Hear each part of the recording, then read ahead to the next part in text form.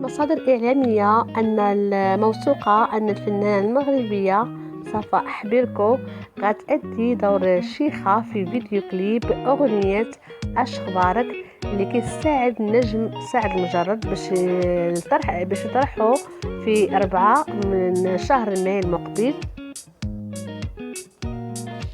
الفيديو كليب كيشارك فيه عدد من الممثلين المغاربة بما فيهم عمر لطفي، رشيد رفيق، وصال بيريز. وكيمل سعد المجرد في نجاح هذا العمل اللي كيعد الاول ديالو بعد اطلاق السراح المؤقت في القضيه اللي تحكم فيها في فرنسا لمده 6 سنوات.